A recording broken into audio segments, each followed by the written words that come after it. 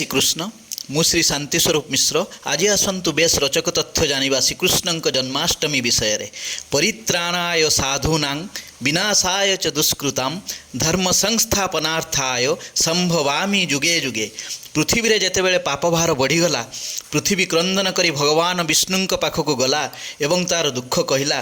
भगवान विष्णु सबु शुणी कहले मु तुम दुख को अंत करने को खूब शीघ्र वसुदेवंक घरे देवकींक गर्भरु जन्म नेबी कृष्ण अवतार रे।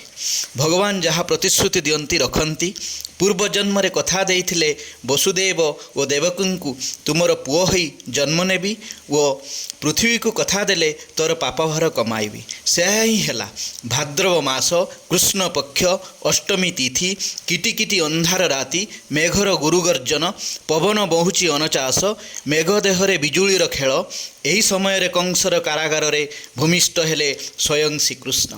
झलसी गला कारागार कक्ष यही रूप रे जन्म नेले से। शुणु मन दे नीलजी मुत देह कांति बलय मणि झटकंती पीत बसन कटी सहे रूप कटिए काम महे कटी में खड़ा सुना सुता उतरी सुवर्ण पईता। तत्क्षणात् कारागार द्वार उन्मुक्त हो गला। भगवान निर्देश क्रमे वासुदेव को मुंडाई चलिले गपपुर बाटरे पुरंत जमुना तथापि जमुना भीतर को पशिले वसुदेव डाकिले तते ही तू ही रक्षा कर मुछार मनीष मातर। आज एतिकी यापर यार पार्ट 2 सुनिबे। राम दिन रे जन्म होइथिला बेले कृष्ण कहीं राति रे जन्म हेले।